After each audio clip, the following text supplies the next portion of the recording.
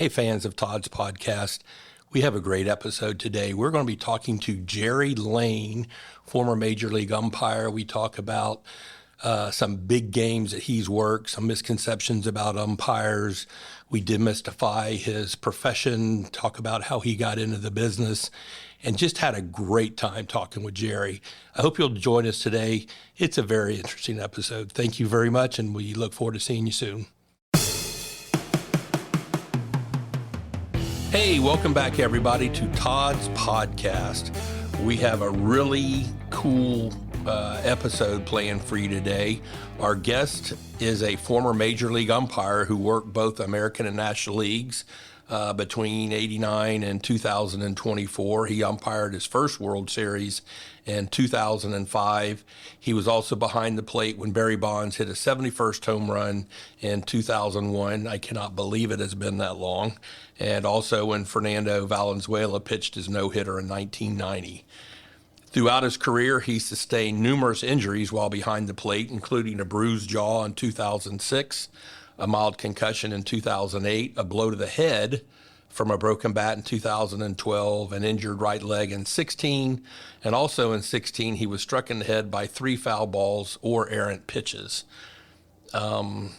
In 2018, he was struck in his right arm near his elbow and bicep, and in 2021 he had to exit a game after being struck in the head by a foul ball.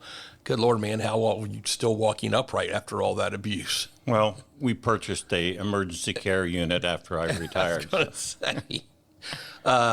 Our guest has umpired 3 All-Star games, 11 Division Series, 5 League Championship Series, and 2 World Series in 2005 and 2011. Kind of validating how good of an umpire he really was, because they don't just put anyone in those positions to umpire those major events in the major leagues. In his 35 years as a major league umpire, he made 103 ejections. Is that a correct number? Sounds about right. Including some future Hall of Fame players and managers. He's a native of Pikeville, Kentucky. Lived in Ohio, married his wife Jackie, and kind of settled in the Winter Haven area in 1984. And I'm assuming that's all pretty correct. Sounds like You're a walking MASH unit. And but our guest today is Mr. Jerry Layne. So Jerry, thank you for coming in today and agreeing to spend some time with us. Thank you. So just to get a little background, did you play sports in high school? What were your high school years like? Well, I graduated high school in 1976, and I was pretty much an average athlete. I was never an exceptional athlete when it came to any given sport.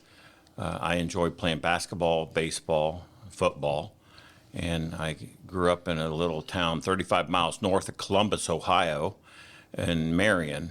And the high school I went to was Elgin High School in Marion County. It was a county school that was rural, that farm communities around the county would filter in and fill this high school. But we were always sports-minded, sports-oriented. It was fun growing up in that environment. And I realized at one point I was never going to be good enough to ever make it at a professional level as an athlete. And so in our little town of Prospect, Ohio, we had a American League umpire, Larry Barnett, and his nephew was my age, and we would pal around together, and we would ride to Cleveland. He was an American League guy, so we would ride to Cleveland when he was scheduled to work Cleveland games. And then one day I realized, hey, if I'm not going to be good enough to ever be on the field as a player, I had to look into seeing what this Larry Barnett guy, what he does for a living. And so I approached him, and he gave me the information about umpire school, and the rest of it just kind of, shouldn't say fell in place, but that a lot of hard work. That was the direction that I followed. Do you have any brothers or sisters? I have 4 brothers and sisters. Were they athletic? Did they play other sports, or did any of them excel at sports, or did y'all just play everything like my brothers and I did? I think it was just pretty much like your family. Football season, we was throwing the football. Baseball season, we were in Little League. basketball season. We were playing, in the driveway, so to speak, and sports was a big deal, especially when you're in the center of the state of Ohio. Right. The Buckeyes was always the number one thought when it came to the fall of the year, right. especially football. And we grew up with sports. Did any of y'all have an affinity for one over the other, or did y'all just, hey, we were all good athletes, we were competitive, but we weren't quite good enough? I had two brothers. There's 3 boys and 2 girls. And I can tell you right now, when we played basketball, I wouldn't let either one of my brothers try to get away with driving the basket. Right. He had to pay the price. I didn't care if he's my brother or not. I mean, we were very competitive growing up. Yeah. So what was the journey to become an umpire? You said Larry Barnett kind of put a little spark in you and, hey, I could do this. What do I need to do to get to that career path? Well, one of the things that Larry pointed out, that there was the time the school was in Daytona Beach, Florida. Right. And Larry Barnett was a past number 1 student at this school. And he had, a few years after he got into the game, he started as an instructor for the school. So he had some connection with the school.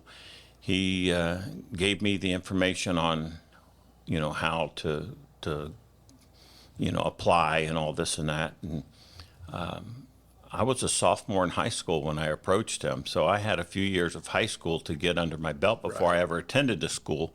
But when it came to my senior year, Larry said, hey, when you get to that point, come over and we'll talk. And anyway, I ended up going to the umpire school, and approximately 125, 130 students from all over the country attended this school in Daytona Beach, Florida.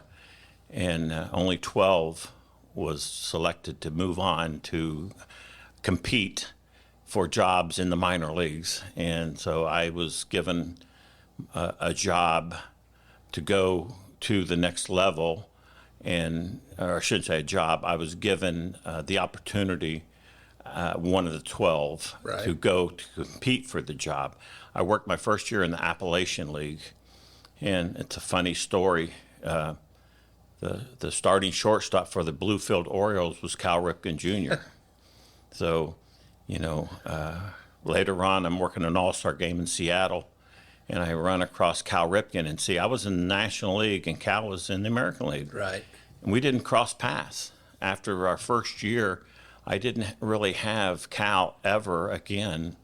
And, I would see him periodically maybe, but it was one of those. And it's before interleague play, too. Yes, before interleague. And so, anyway, Cal was an 18-year-old. I was an 18-year-old.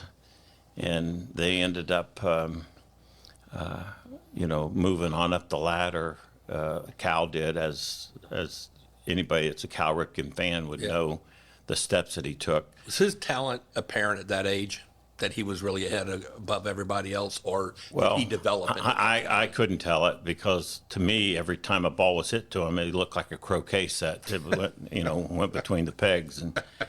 But he could swing a bat. And, Joe Garagiola used to say years ago, when you're looking for a ball player, look for the bat first and the glove second, because you could take and shake a tree and all kinds of gloves would fall out of the tree, but only a handful of bats. Right. And Cal Ripken had that. You can bat. Play. He could, and he developed into a good fielding, shortstop. And you got to think about it. I think came right out of high school, and he ended up playing shortstop in professional baseball. And with the way, even though his father was a coach for the Orioles, and they knew how to play the game from get-go, he just needed some extended coaching, and obviously he developed into the player that everybody knows Cal Ripken was. You mentioned American League and National League, and we're very early in the interview. Is there a difference in strike zone? Is there a difference in how they do it? There was always a comparable. The American League had, for the most part, their umpires had the outside chest protector. and the outside chest protector, you worked over top of the catcher's head. In the National League, the umpires wore a inside chest protector, which means their chest protector was under their shirt. Right. And the outside was like a big balloon-like thing in Right. front of them. So the inside chest protector view came from the inside corner of the plate. The outside chest protector of the American League used looked at the strike zone over top of the catcher's head. So notoriously over the years, the strike zone differed a little bit on the high strike. Right. Compared to the National League, more of called less of a high strike, more of a knee, just slightly at the cup of the knee. In the American League, it was known to be a difference in strike zones, but there was the same strike zone. It was just the view that And the perspective you were coming from. The perspective. I never knew that. I just figured for some reason either the National American had an inch wider or an inch higher or something. And now the American League did away with that outside protector and told every American League umpire that was using it, which Larry Barnett, he was using an outside chest Right. protector at the time. He went to spring training one year and took a inside chest protector and worked on, learning a little bit about what it takes to work with the inside protector on.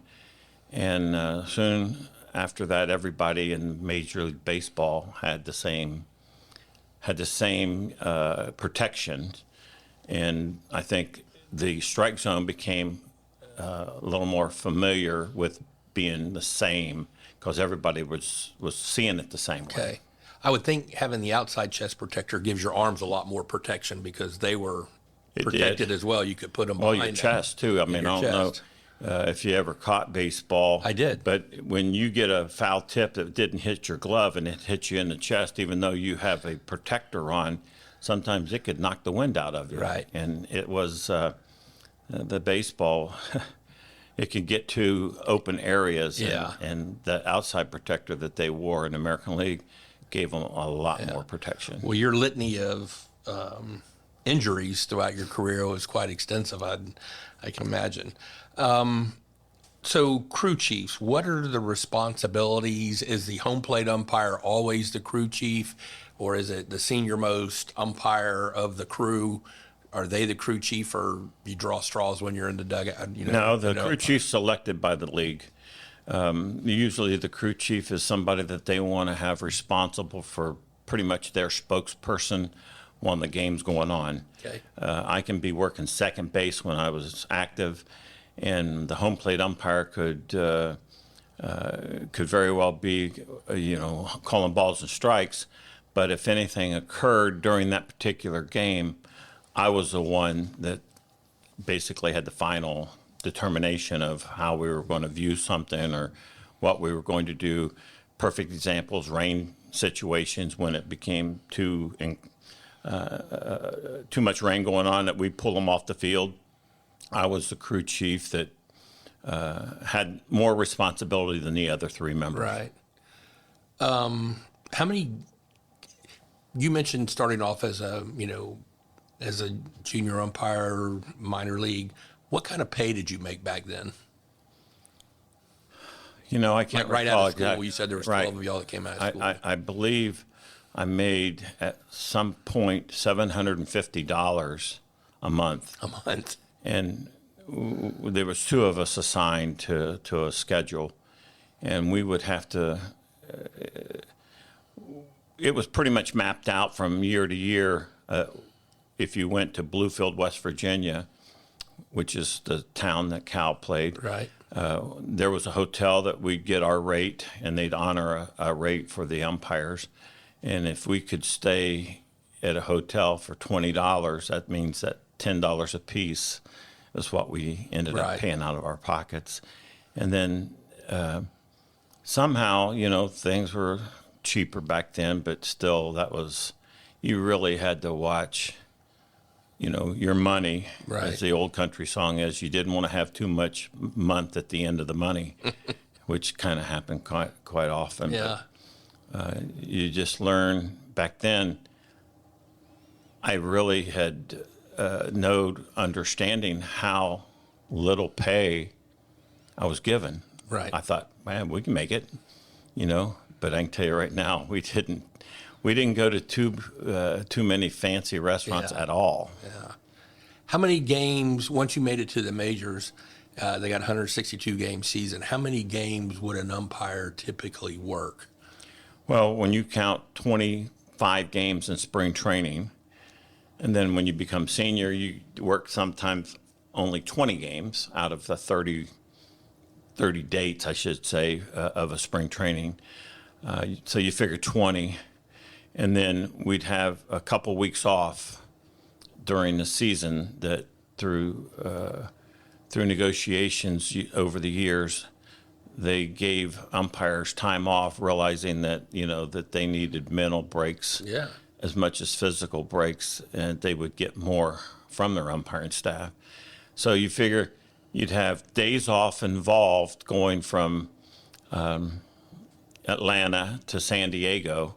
You typically have a day off, not necessarily, but going from west to east, say you're going from San Francisco to New York, with the time change and difference, you would remember we're flying commercial carriers. We didn't fly charters like the teams flew. Right. So we would get on an airplane at 7 o'clock in the morning and fly back east to New York, and we wouldn't arrive to New York until 4 o'clock in the afternoon. So they pretty much had to give us days off to do schedules like that.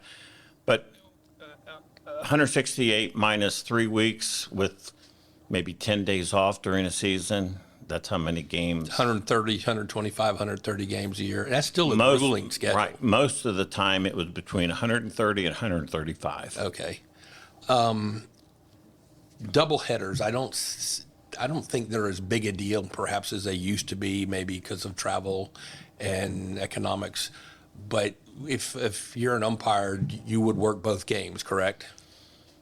Yeah, in the latter part of my career, Major League Baseball understood that when you were working a doubleheader in Cincinnati or in Pittsburgh or Philadelphia or St. Louis in the hot belts of the Midwest, so to speak, the humidity, the heat, you'd have to do a doubleheader sometime the start in direct sun. Yeah. And it would be well over 100 degrees. And with the heat index and all, it'd be probably 110 to 115 degrees.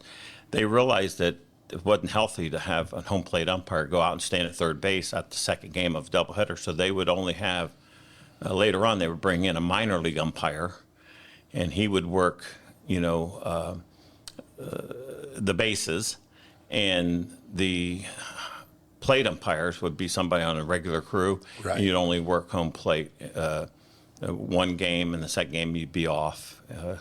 But I remember when I'd work a game that would start at 2 o'clock in St. Louis and just be totally drenched, not a dry spot on me, and then have to jump in the shower, try to get rejuvenated, get some dry clothes on, and go back out there and get some fluid and food for 3 hours. Yeah. Who was responsible for you guys' health during the game? Was it the home team's trainer? Were they the ones that looked after you, or was it, hey, whichever trainer came to help me, you didn't really care? As a home side, always had the responsibility of kind of looking after everything that went on in that ballpark, so to speak. Then obviously the visiting guy would take care of his own team. But you watch now that if there's something going on that's real serious, you see both sides trainers out there, and they're trying to help, take care of. But the trainers in Major League Baseball, they were just phenomenal people overall. You didn't really get to know much of them, but they would stop by before a hot game, and they'd say, hey, if you need anything, I've got an ammonia bucket with ice cube water and a towel, and we'll get it to you. And they were just good people to always looking after our health. Yeah. What was your favorite position to umpire, behind the plate or out in the field, or is the spot behind the plate because you're in charge of the game? Or well, it varies time of year. I mean, you could be in July, and the best place to be is not working home plate because you would lose so much of your electrolytes and your fluids would be depleted that I've actually had to have intravenous, well, I don't know what that concoction IV is. fluid, probably. IVs, yes, was the Electrolytes. word. Right, the IV drip, to get back to being able to go back out there. It's just, the heat was very, very difficult to have to manage. And we even used some of the old umpires. I would come in, I was 30 years old, and we would be working in Pittsburgh, Philadelphia, or some of these hot places, and it'd be a Sunday day game. Right. And I'll never forget Paul Runge. He said, "Here, young man, put this between your hairline, inside your hat, basically." Right. We'd set it on top of our head and put our hat on, and it was a piece of cabbage. And it was an old farmer trick.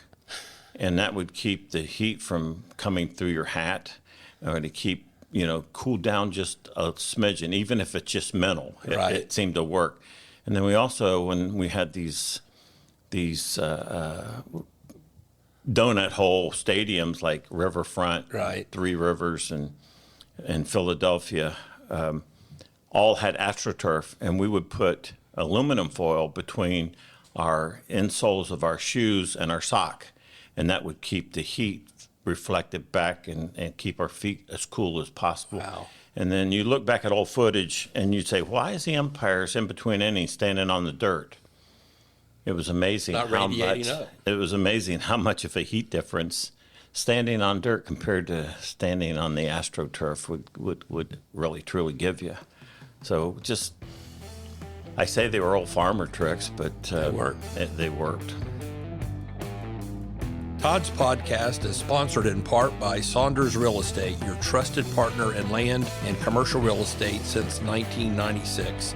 With over 125 expert advisors located throughout the Southeast United States, the full-service brokerage specializes in a wide range of property types from farms and ranches to commercial buildings and development land. If you're looking to build your legacy with a confident investment, please visit SaundersRealEstate.com or call 877-518-5263 to connect with an advisor today. When you first started umping, did you flinch when you started umping behind the plate, thinking, "Oh, I hope that guy catches the ball"? Well, Or do they all flinch? I don't know. yeah, you have to have confidence in the person that's in front of you. Yeah. And the higher up you get from rookie ball, A ball, double A, triple A, when you get to the major leagues, that catcher is usually the best catcher in their entire organization. Right. And even though they may be the best catcher in the entire organization, some of them still made you flinch because Right. they were good players, but sometimes the way they would receive the ball, it would make it difficult, and yeah, you flinched, especially after you took a real hard hit Yeah. earlier in the game, and the ball's like right at your face, and the catcher's putting the glove up at the last minute to catch it. Right. It's tendency. You have tendency to flinch. Guy asked me one time. He said, "What was it like to call a Nolan Ryan fastball or to see a Nolan Ryan fastball?" And I said, "I don't know." And he goes, "What do you mean you don't know?" And I said, "I had my eyes closed." So I think a lot of batters did too. yeah. Have you ever had, or I'm sure you know of it, have you ever had a catcher lower his mitt to let the ball intentionally pass and hit you? No. I mean, it just seems like the most classless move any catcher could ever do, no matter how mad they may be. I've seen the situation where a catcher was accused of that, and it's hard to prove, but there's no room for stuff like that in the game. Yeah. First of all, an umpire and a player can fight like a cat and a dog, but pretty much after the game, not everybody, but pretty much after the game, you see somebody out on the street or in a restaurant. It's like a fraternity. Yeah. People would, wave and say You've hello. been through something serious together. Oh, yeah. And A lot of players will come over and introduce their wives to me, that I'd be there, with maybe another crewmate, or even my wife would be with me. I would introduce my wife back, and it was always always a respectful thing. Good. Does framing a pitch ever really work, where they sometimes will pull the ball from outside and drag it over onto the corner? You keep saying, the catcher's framing the pitch so the umpire gets a better look at it. And I'm thinking, well, if you stop and think about it, all they're trying to do is fool you. Correct. So when you see, back in the day, when you see a catcher trying to frame, instantly you think, well, it's a ball that he's trying to make look like a strike. Yeah. So it actually worked against them at times. But then you hear catchers being really good catchers, and they had what they call soft hands, that they would catch a ball effortlessly, right, and they would present it to a point where they didn't have to frame it, so to speak. It's the way they caught it, and it made it look. It could very well been just barely off the plate, and just the way he caught it made it look like it's right on the corner. Does the home plate umpire and a catcher typically talk a lot during the game, or you realize they've got their responsibility and you've got theirs? No, you work together on that, because sometimes it's not uncommon to say, hey, as an umpire to a catcher, hey, I didn't get a good look at that. And the catcher say, yeah, I know, I moved over, I blocked you a little bit. You have those kind of back and forth communications. Oh, yeah. Do catchers and batters work the umpires hard, or is it that kind of a myth? Or it's like, all according you to missed the this one, umpire. Jerry? Okay, really? Yeah, it's. I had a reputation that, I was like the sleeping bear, so to speak, that everything would go along well, and treat him with respect, and he'll treat you with respect. Right. He'll speak to you. You can speak to him, but good Lord, don't get under his skin. Right. Because I was a firm believer that if it was like a substitute teacher coming into a 6th grade or 7th grade classroom and having to understand, they're going to be tested by the class and see if they can get away with it. But I always believed that I treated everybody the way I like to be treated, but once they didn't follow that by a map, you let them know who was in charge. I just would not let them go over the line. Right. The bottom line is as long as everybody knew where you stood, it was acceptable. Yeah. If they knew that was your strike zone, it was acceptable. But you had to be consistent. Right. If you were going to call the knee pitch, call it the whole game. If you're going to call, hard sliders that just barely touched the top of the strike zone, you're expected to do that the entire game on both sides. So one of the toughest things the Major League umpire has to deal with is, consistency. Right. And the guys that did a good job, after the game's over, people would say, who was the home plate umpire? Right. Instead of understanding there was a lot of questionable calls that happened in that particular game. And it seems like working with a catcher and like you said earlier, he said he might have moved over and blocked you a little bit. If everybody can understand this is how the game's going to go, everybody gets along a lot better. How many baseballs do you prepare for a major league game? Well, we have every ballpark has a home team clubhouse guy for the umpires. And our clubhouse guy, he rubs up 6 dozen baseballs with special mud to take the shine and the slickness off of it. And the reason that we have him do that is because if we need more balls in, say, a game that gets a little rain, you go through more balls than normal, the consistency of the next beyond the 6 dozen is the same consistency as the first 6 dozen. And but in the minor leagues, we would rub up 2 dozen baseballs, difference between major league and minor league.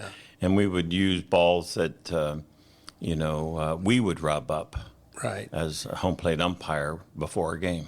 So the umpire crew rubs it up with the assistant of the home team clubhouse guy? Well, no, the home team or the clubhouse guy. he does it. Do y'all oversee them, making sure they're doing it correct? When it's all done, we look at the ball bag and go through and make sure that everything looks consistent and then you have to remember the home team and the visiting team both pitch out of the same bag. Right. And I would think that, pitchers so much is the feel, and they want to make sure they feel the ball the same every time. And, can you tell if a pitcher deliberately throws at a hitter? Yes, you can at certain points. And then they start getting really cute and smart about it. They say, well, that was a curveball. Well, really, it wasn't spinning that way. The bottom line, it could have been a curveball, but it was a hard curveball. Right. And it did a message, and it hit the guy. Doesn't mean just because it's a curveball, it wasn't intentional. Right. Most of the time, you can read the situation of what's gone on in the game. If the guy's taking out the second baseman really hard, now his next at bat, he comes up 2 innings later, and all of a sudden, wham, he gets drilled right in the ribs. That was a message. And back in the old days, they kind of policed themselves on stuff like that. Right. Now baseball has realized that that they don't want the players hurt. There's too much money. There's much money involved and invested with that particular player, and an intentional hit person could be done for the rest of the year. Right. Or in some cases, there have been players that never to get over getting hit in the head or the face, and some of these guys that Boston's had some players, and Tony Conigliaro was one. Yeah. Do you remember him? Yeah. I mean, he took one right in the face, and he never recovered. Never was the same. Yeah. Can you tell the difference between a 101 mile an hour fastball and a 97? No, but I can tell you if either one of them hit you, you cannot tell the difference. You can't tell the speed. I mean, No. They're both coming in. You can tell the difference between a 92 mile an hour fastball and a 105 mile an hour fastball. And in some deliveries, it's you don't see the ball as soon with certain deliveries, and that makes it even look faster. Right.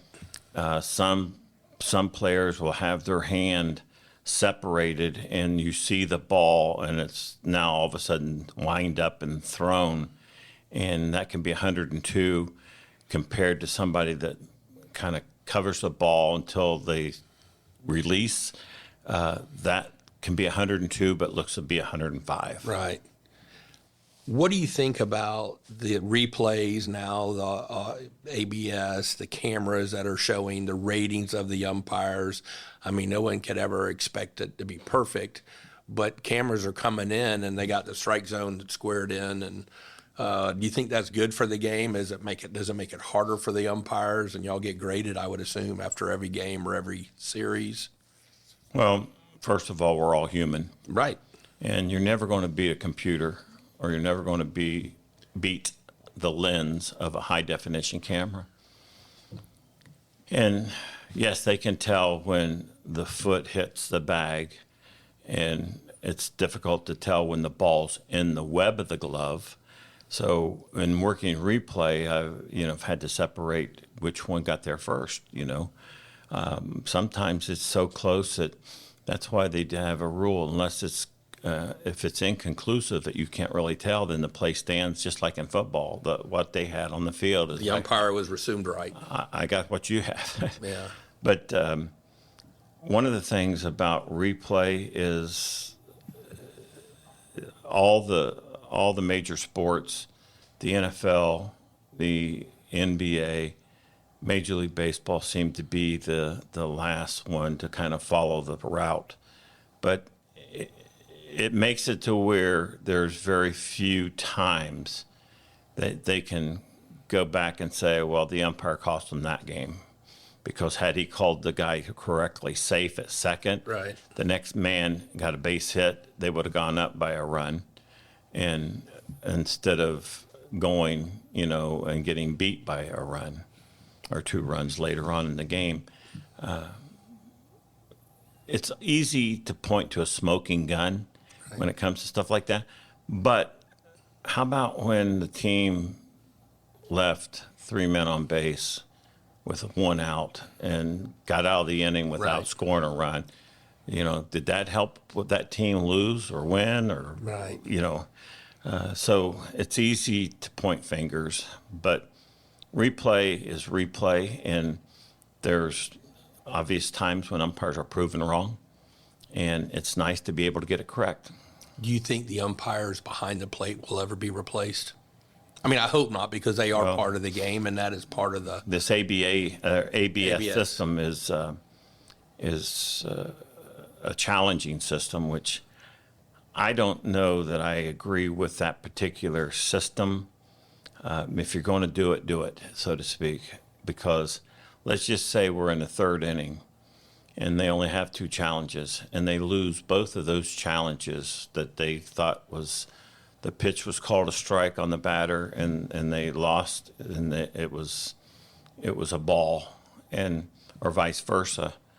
They lose their 2 challenges. Now, what happens when you go into the 8th inning in a tie game, bases loaded, and it's a pitch that it appears to have been a very challengeable pitch, and even the ABS system realizes, and the people inside know that it was a ball, would have walked in a run. Right.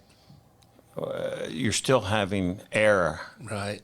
Dictate the outcome of that game. So why is it only 2 challenges if you're going to do that?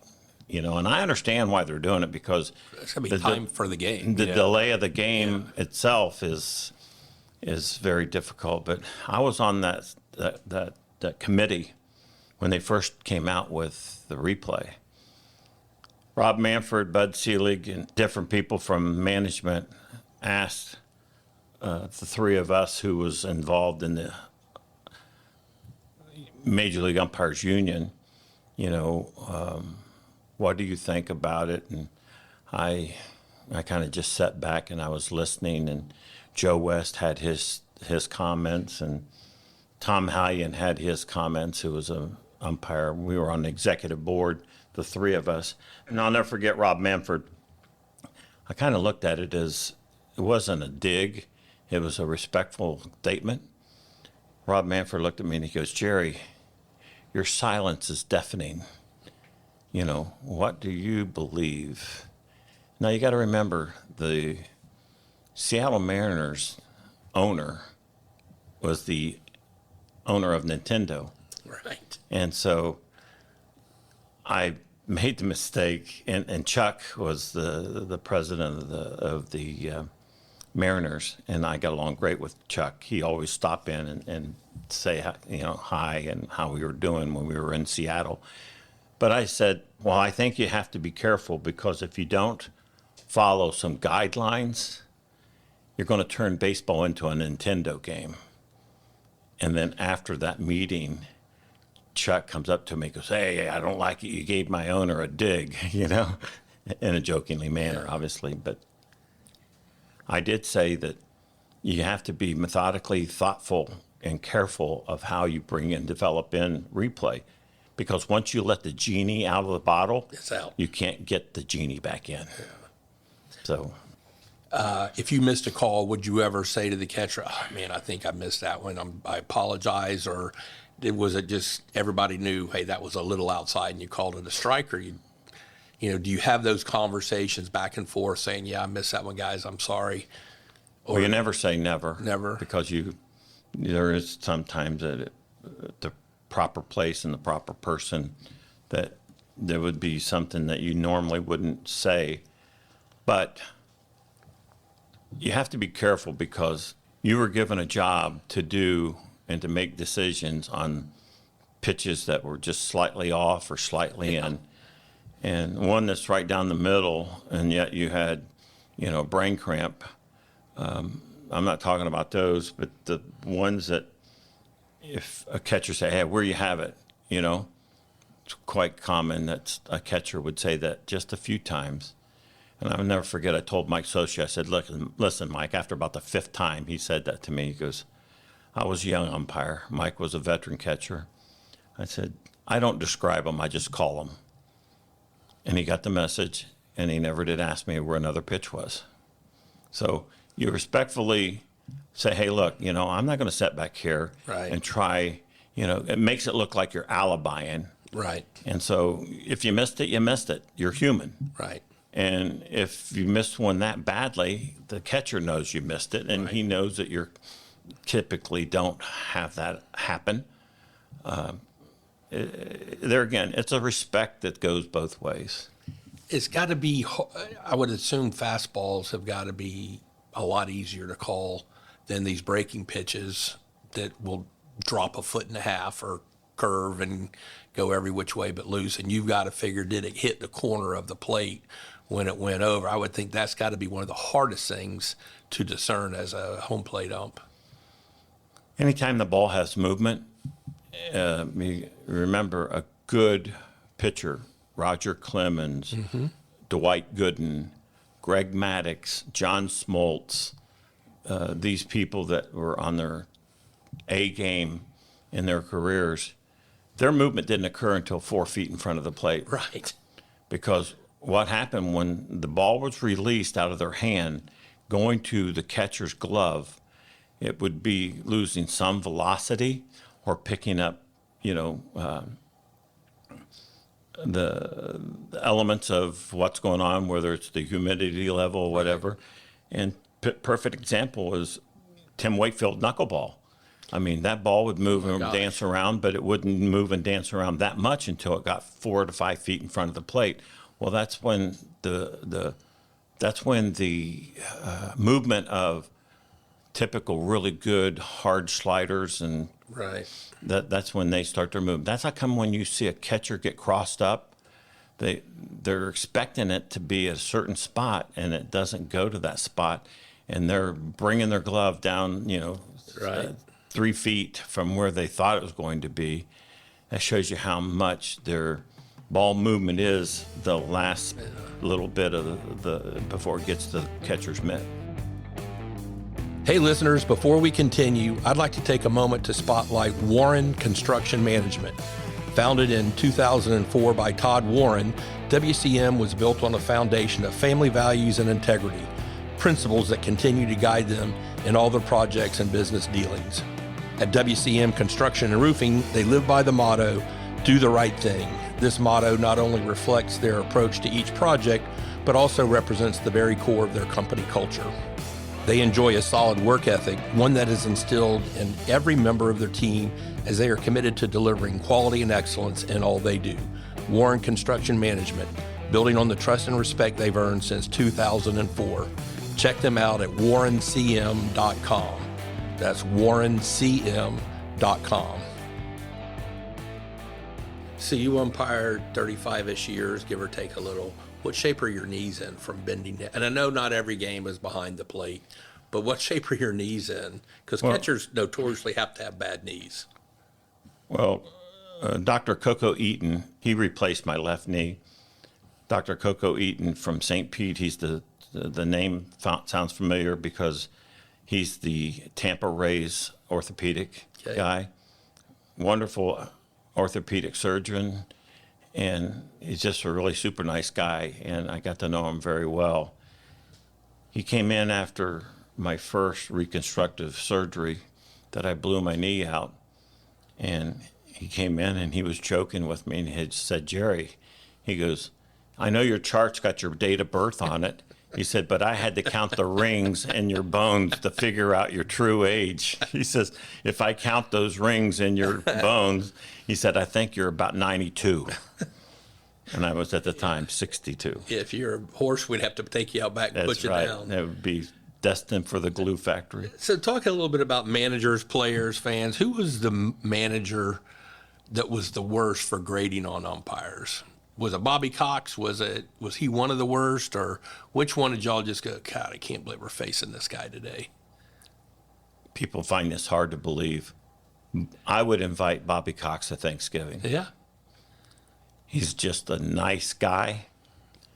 if I owned a baseball team and he was eligible to health-wise, he would be my manager, because he was a guy, didn't like it, but regardless of whether they were right or wrong, he took out first player. Right. And you had to understand that. And that's what, if you understood that about Bobby Cox, then you understood Bobby Cox a little better. Right. He was a firm, but I don't want to say firm but fair, because he was firm and unfair. But he might not have believed his argument, but he was going to make it on behalf of the player. Exactly. And you got to respect that. And that's where I say that I respected Bobby Cox. The most methodical mindset of a manager, Tony La Russa, they called him the professor. Okay. He was by trade a practicing lawyer as well. Right. And, there was some people that manage that. It doesn't do any good to mention names, because if I don't have something good to say about somebody, I just soon to pass over it. But you wonder how they ever got the managing job. The people that were good baseball-minded people, Jim Leland was another phenomenal baseball-minded man. And he understood all aspects of the game. He understood the umpiring side of the game. Right. Matter of fact, when he retired, he came on board with Joe Torre, who was our boss, and they worked together, and it was amazing how some of the most difficult managers came over to the umpire side, to work with us after they came off the field. Frank Robinson. And that may have just been how they interpreted their job and their responsibility of being a manager, is to... They had jobs to do, right, and they did them. Did you get annoyed when they just constantly chirped at you all game long, or would you rather them come out, blow up, and then go back in the dugout? I wouldn't allow somebody to chirp at me all day long. Okay. If they started chirping, I would acknowledge it and look in the dugout. If it continued, I'd say, hey, look, I'm not going to listen to this whole game. Whether you're right or wrong about what's going on here, I'm not going to listen to you all game. It's going to be distracting to me. Right. Basically, I never had to say that, but it would be distracting to me if I let it go on all day or all game, and I would just unload them. When a manager comes out or a player comes out and they get in your face and they're arguing, are they sometimes funny with what they say? Are they always just arguing their point? Are they rude? Are they ugly? Does it depend on the particular player or manager? What's typically said when they come out? Well, it's all according to their personality. Tommy Lasorda was notorious about when the lights were on, Tommy was on. He was the LA-minded manager. Right.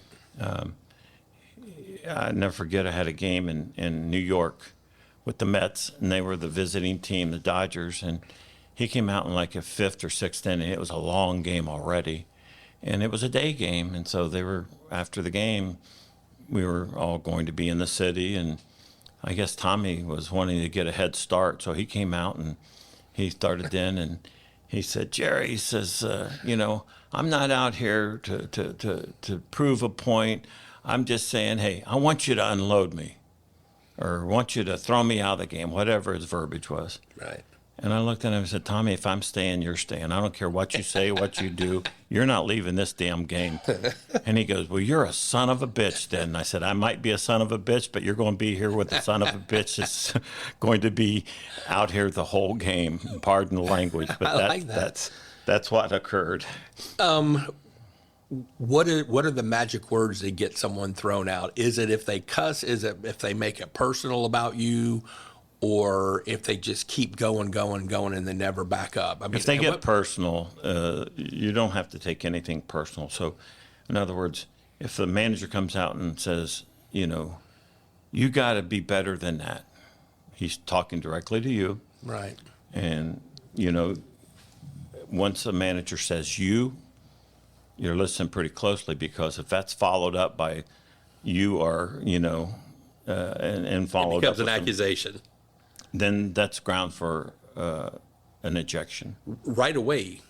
Right away. Don't automatic. take any grief. Okay. Do any of them ever come out and just make you start laughing? Oh, yeah. because it's just so barbaric or bombastic what they're saying? Or is their intent is to get you off your game a little bit? I told Lou Piniella one time, he was with the Cubs. He seemed to be just trying to get under my skin over the year or so. And he would come out on just silly plays that there's no reason for him to. It'd be a 5-6 run game in the sixth inning, and he'd come out and, that Lou Piniella death walk, he'd come from the dugout. Right. And I told him, I said, you know what, Lou, just wait a second. I said, there's no reason for you to be out here. I'd like to tell you that you are this and you are that, and I'm just not allowed to say that. And he looked at me, goes, because I did say it to him, I'm being kind on the air here, but he said, wait a minute, Jerry, sounds like you just said it. And I didn't realize, and I smiled, and he smiled and turned around and went back. Just sometimes every now and then it's kind of. Do you have the ability to fire back and defend yourself, or do you have to let them say certain things or push you, or do you take it and then once you've had enough, you say, okay, that's it, you're gone? Well, do y'all get the I never argument? did. I never had. You don't have to take anything. Right. You just can't. Hall of Fame umpire Al Barlick, who was known to be a firm but fair guy, made a statement one time. The biggest sin in the world is to throw somebody out of the game that didn't deserve to be thrown out. Just because you're the umpire doesn't mean you're the almighty. Right. But a bigger sin than that is to let somebody stay in the game that should have been thrown out of if you allow somebody to stay in the game that should have been ejected or should have been thrown out, now everybody on both sides of the field see that, and they don't know where the line is now. Right. And that's what Al Barlick used to say is it's a big sin to to kick somebody out of the game that didn't deserve it, but a bigger one to keep somebody in the game that should have been thrown out. Yeah. What I find interesting a lot of times, it's not just in baseball, but all professional sports, is when these athletes decide they want to start fighting with each other. Why don't you just let them fight? I mean, everyone's pushing it back. No, don't do this. Let them fight it, see who takes the other person out. But it seems like they're just looking for their own player to keep them from getting their own rear end whipped. I had players that I had just good rapport with. Right. And I never did get in between people. I thought, you know what? If they're going to fight, fight. Yeah. Don't want to fight when somebody's got your arms. Yeah. On both sides, It's like some of the fights would be, let me go, let me go, let me go. And as soon as you would let him go, it's just like they get their thoughts together and say, oh. Yeah. And they just calm down. Maybe that guy will beat my butt. Ramirez was a guy that. Manny Ramirez? Yeah, there was a fight going on, and he was always kind of a joker, and I happened to be working third base that day, and the bench is emptied on something, and they're just kind of standing around, and I look over, Manny Ramirez is standing next to me, and I looked at him and I said, Manny, I said, the next time these benches empty, I'm going to knock you on your butt. I didn't say butt, but and he looked at him. He goes, oh, Poppy. He says, oh, no.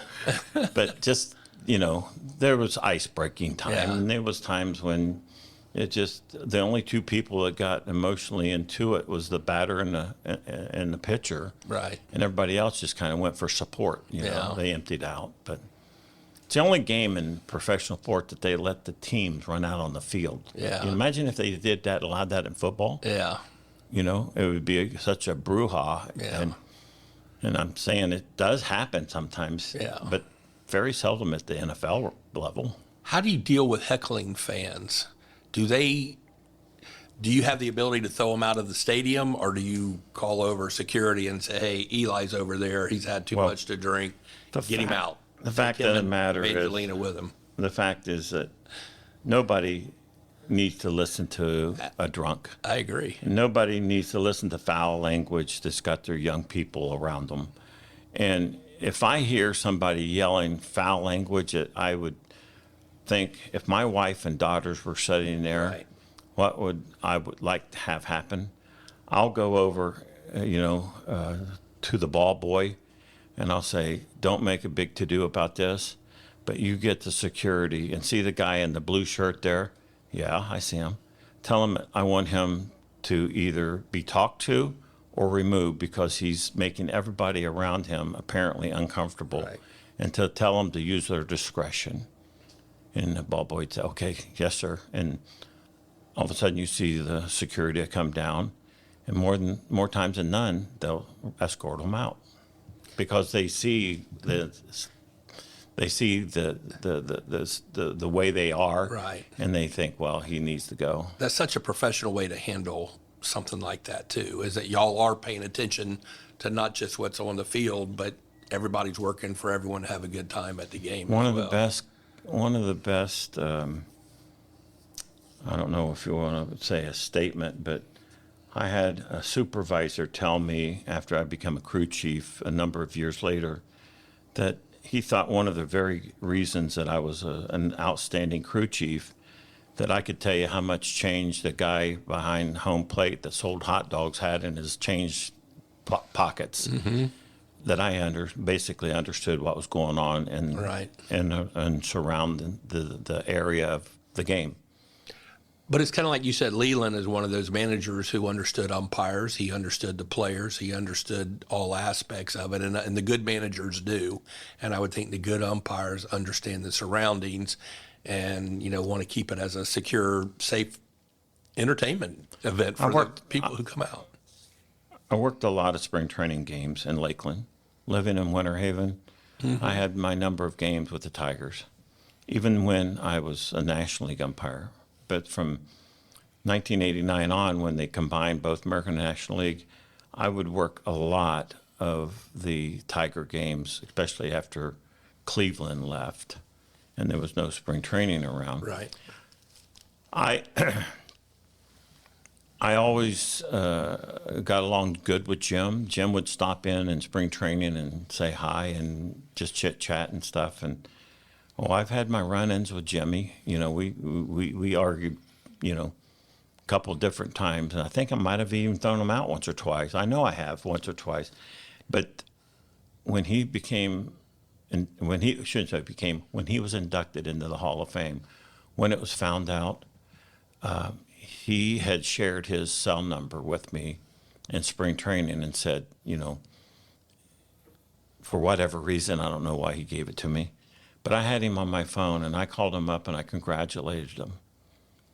And he told me, he thought that was unbelievable how, he never expected a call from somebody like an umpire, but he really appreciated it. So I've got a few more questions, and some of them could be kind of quick answers, and they don't have to be.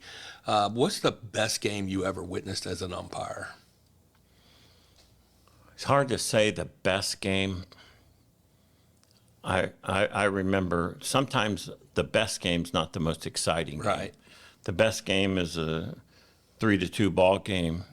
I remember working in Cincinnati, first game my mother ever went to. She drove down from Marion, Ohio to Cincinnati with my father. And 1 hour and 36 minutes later, the game was over. John Smoltz went a full 9 innings against Tom Browning for the Cincinnati Reds. Right.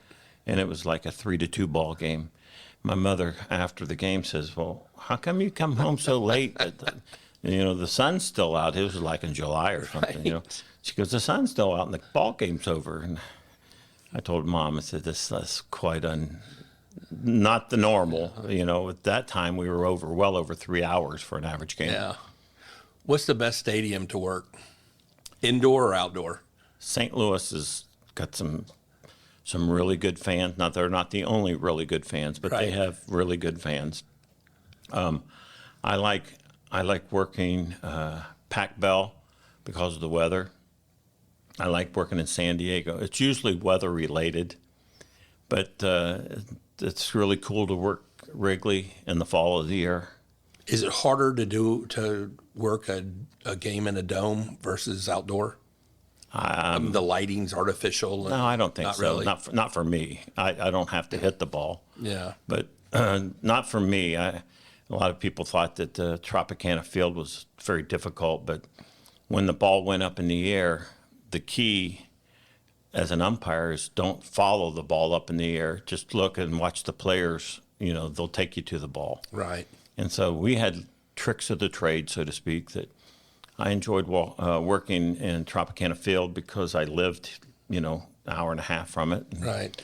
But the best the best view from home plate is Pittsburgh. Really? Yeah, they had the downtown high, the skyscrapers or the tall buildings, the backdrop in the back. It just seemed to be aesthetically just really a cool place, and I always enjoyed working, in Pittsburgh.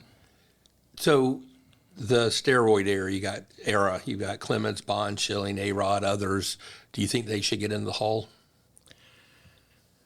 Well, most of those people never had the smoking gun. They always thought that they did, and some of them showed up The taint of accusation. Right. Some of them came on the Dow report that, found that they, flunked a drug test or something. But none of them, actually was found guilty as charged, so to speak. And I've heard different people say the most notorious people were the Bonds, McGuire's, the Sosas, and those.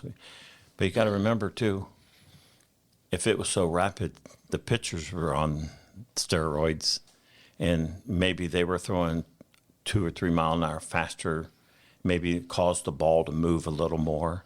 So I think that particular era, rules were broken that you can't really say were truly broken, but the field was pretty level. Right. On offense and defense. Yeah, not all. But I'm not saying every pitcher pitched and every Right. batter hit. But with the hitters, Barry Bonds still had to make contact with the ball. Right. Sammy Sosa and Mark McGwire, they still had to hit the ball. When they hit it a long ways. Right. But they still had to make contact with the ball. I don't know if you ever tried to hit a Major League Baseball pitcher with ball movement, to hit it in that sweet spot to get the distance as these guys were going. Right. It was remarkable to have the eye-hand coordination that it takes. Yeah. What about Pete Rose? Think Pete he should Rose, get in the Hall? Well, I think that my daughters and my grandson and granddaughters ever went to Cooperstown, they deserve to know the story. And I think there's a story there. And the commissioner had a statement that was hanging in the doorway of every clubhouse that you cannot gamble on Major League Baseball. And the repercussions, if found guilty, was lifetime ban. And Pete knew that, and forever he said he never did, and then he wrote a book and said, I did. But Pete was a good person around me.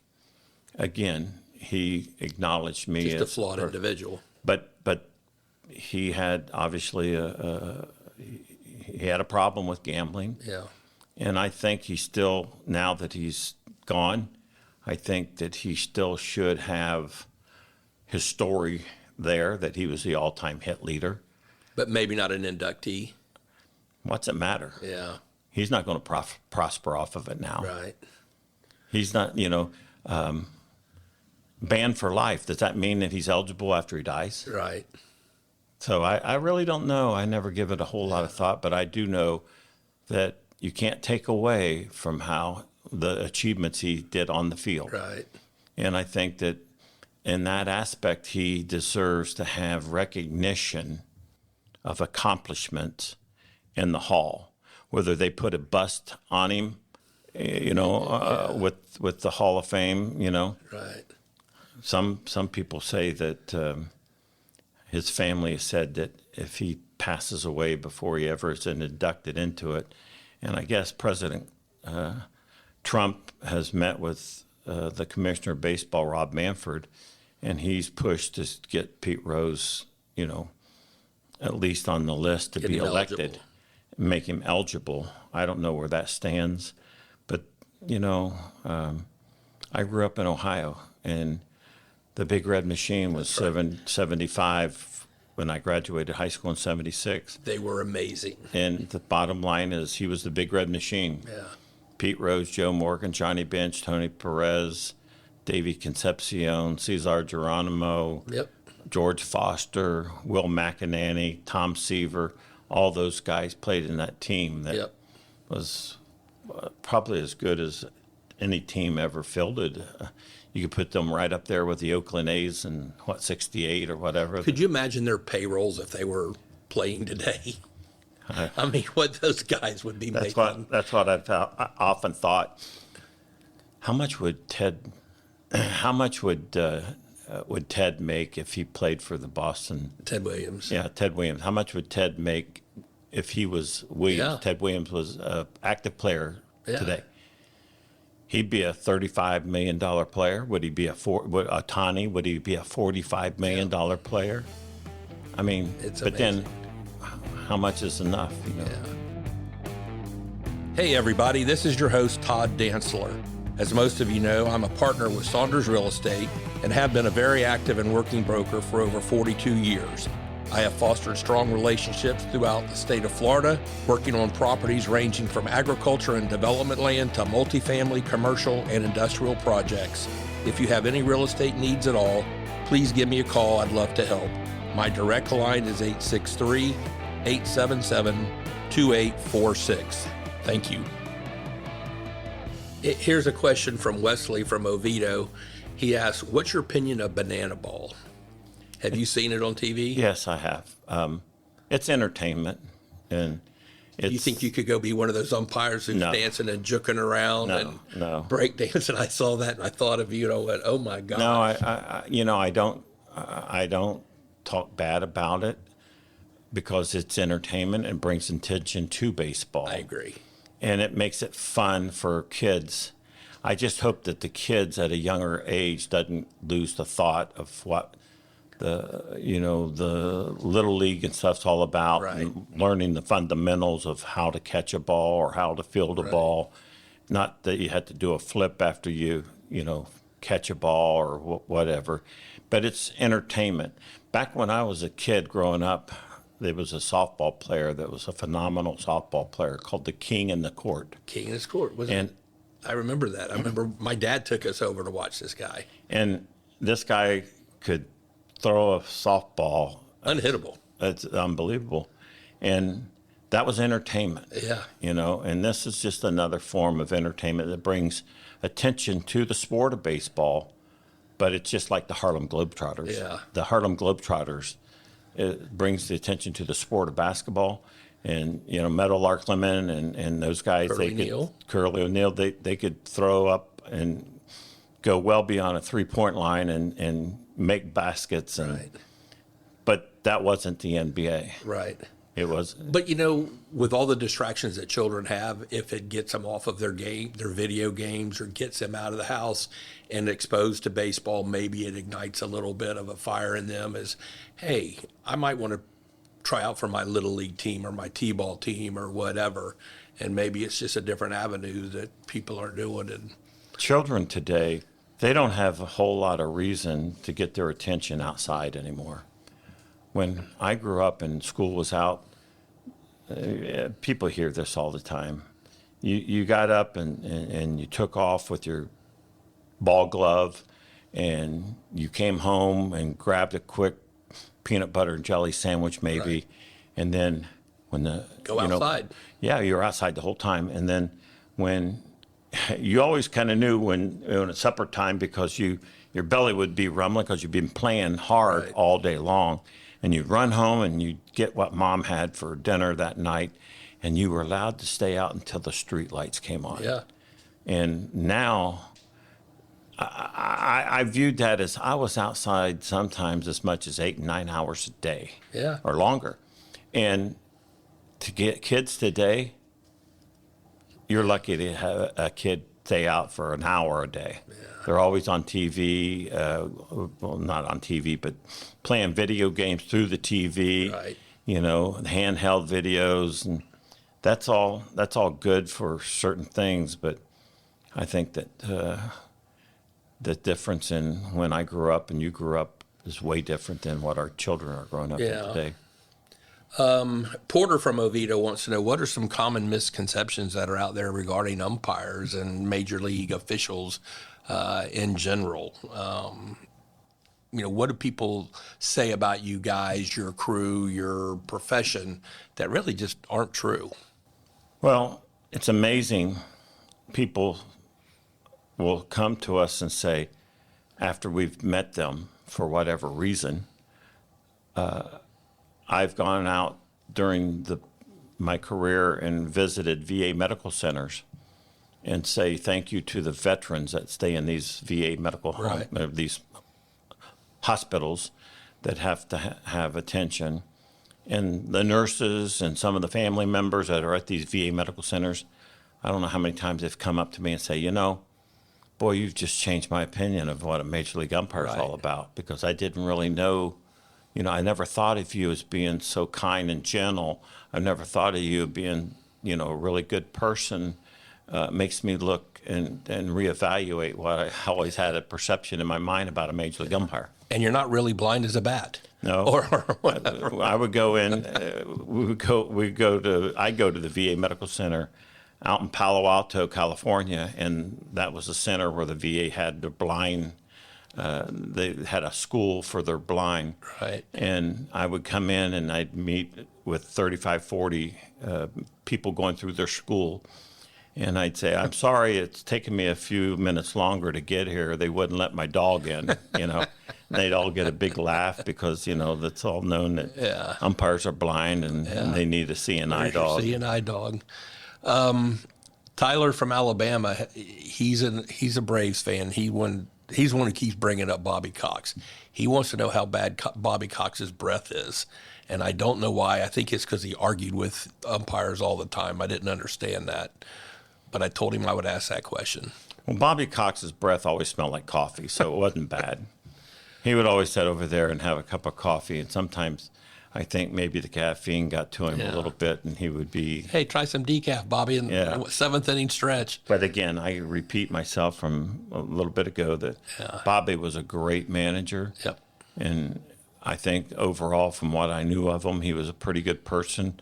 But when he was bad, he was bad. Yeah. Who's your favorite person in the big leagues, player-wise? Who did you either get along well, or who did you just say, I can't believe I'm sitting here on the field with? Well, going back with the Atlanta Braves, right? Dale Murphy was the kind of guy that if you had a daughter that was eligible to be out dating, you would hope that a guy like Dale Murphy knocked on your door, because he was just a gentleman's gentleman. So he was the real deal. What you saw was him. He was the real deal person. Yeah. Kind, gentle, totally involved in his religion, and he just was one of the nicest people on the field. And Derek Jeter was pretty good guy too. Yeah. I tell a story about when Derek became part owner with Marlins down south. He would come over and at shortstop he would come over to either second base or third base and, hey Jerry, how you doing? Where'd you come from? How's things going? And he wasn't doing it to get close to you. He was just doing it because he's a nice guy. And so I'm working in Miami, and he's now part of the owner group, and he stopped in. I hadn't seen him in a number of years. And he comes in and goes, Jerry, he says, let me ask you a question. He says, how many years is this for you now? At the time, it's 29, 30 years, something like that.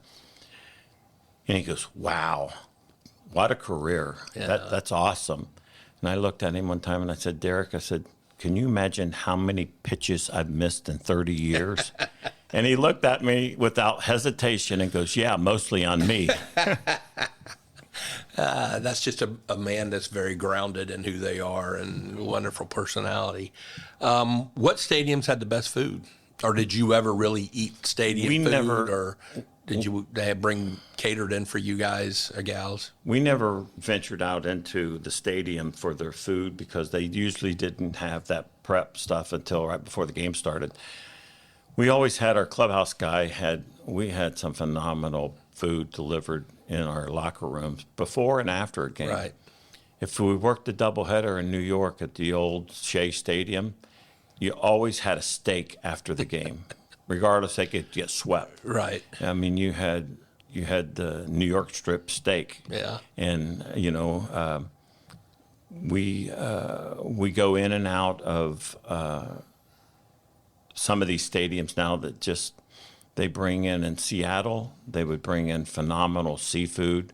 In Chicago, they bring in, I mean, look at them. Well. Yeah, you look at me, I never pushed away from too many plates, Right. but we always had, good food brought in. But we tipped out our clubhouse guy, the per diem that we made, we tipped out.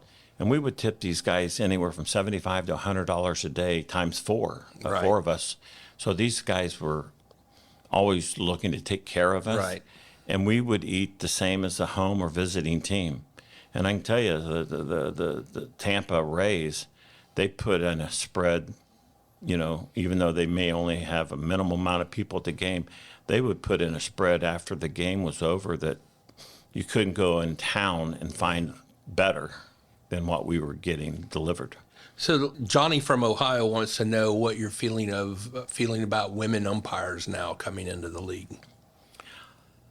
I have no problem with female umpires coming into Major League Baseball or any sport, because realistically they can do just as good a job judgment wise as a male. Right.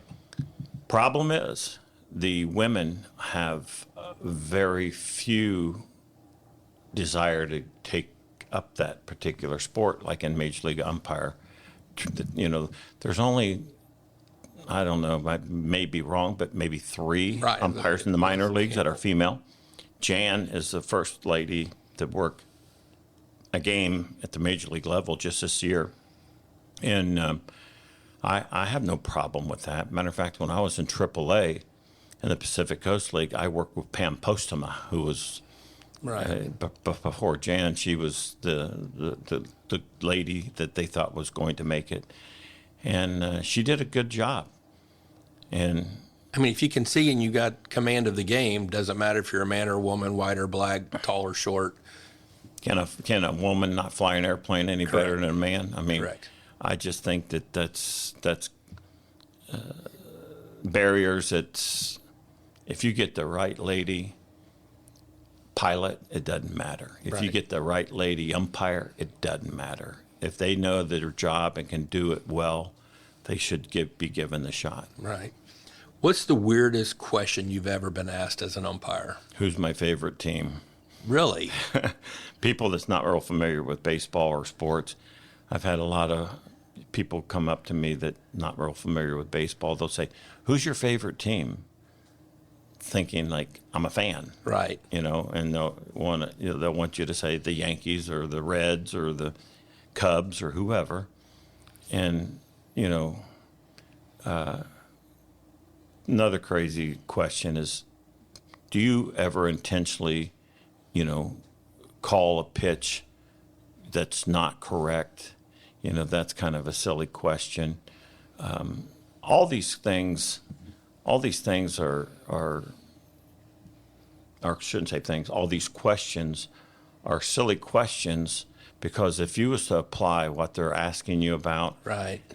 you wouldn't be in the game as an umpire very Right. long, Right. because it stands out like a sore thumb if Yeah. you was to do something like that. And I just take it that there's really people that follow baseball and are really true fans, and these people just know that baseball's a round ball and they get a bat that you hit it with, Yeah. and that's about it. So you've probably been called every name in the book, but I got to believe your most favorite name is being called Umpy. How did you get that name? That's what my granddaughters call me. That's right. And I have 4 grandkids. My oldest daughter has 2 girls. They're 10 and 7. And my 10-year-old, which is my first granddaughter, she had gone to spring training that year, and she just was really into cheering with the crowd. And, she really had a good time. And my wife and my daughter would tell her name Layla, that's Grandpa. We were just going by, we didn't have a name yet. Right. We were going by Grandpa and Grandma. And that's Grandpa. He's the umpire. And, we're at the ball game and cheering, and they were just playing along with Layla. One day I'm in Chicago, and we are working a ball game, and there was a replay. And my wife happened to be babysitting Layla that day. And still, we have not been designed as Grandma or Grandpa quite yet. Right. And she sees that I'm on the TV, the big screen TV there in our living room. And yet she looks over to the chair that I normally sit in. She couldn't figure out how I got into the TV. And so when she looks at my wife, and my wife is looking at her and saying, Layla, that's Grandpa. He's the umpire. He's at the ball game. And she looked back and forth. You could tell that my wife was saying that you could tell that she didn't know how in the world is he in that Right. TV. Her gears were Finally, cranking. she finally looked at my wife, Jackie, and she says, Umpy, which is easy to say Right. for a child.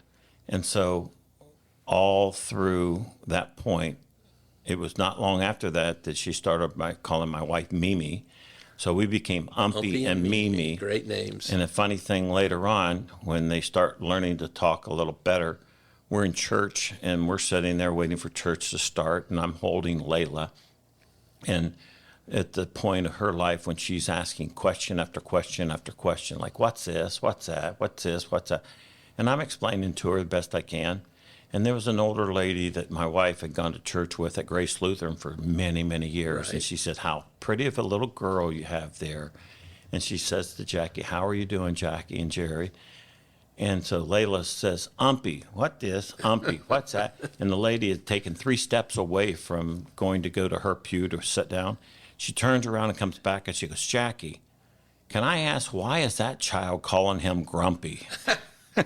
So even the teachers and the principal and everything, later on, I would go to pick her up periodically, and they'd say, Layla, Umpy's here. And I was always Umpy. And to this day, now my 2 youngest grandkids, they are now calling me Umpy. They'll FaceTime, and Good. they're Umpy, Umpy, Umpy, and Mimi. And so Umpy and Mimi is the grandparents' sling lingo at the Layne house. Nice.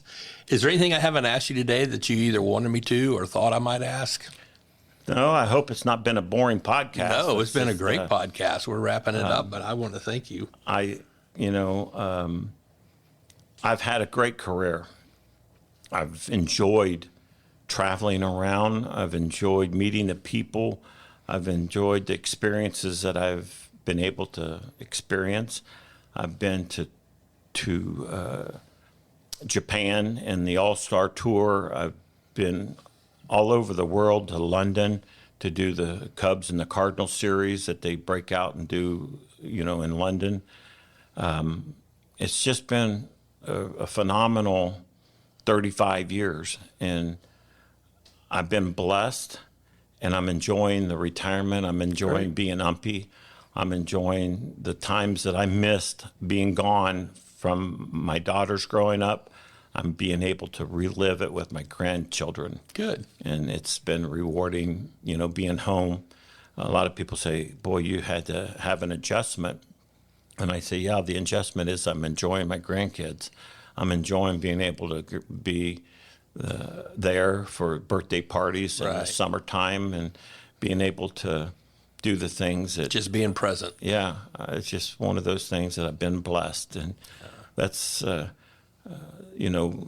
in Winter Haven, I had a lot of ball players, especially that's played in Winter Haven, right? Whether they're the Indians or the Red Sox, and they'll say, Winter Haven, you like living there because it was kind of a boring town if you were looking for big city nightlife stuff. Right.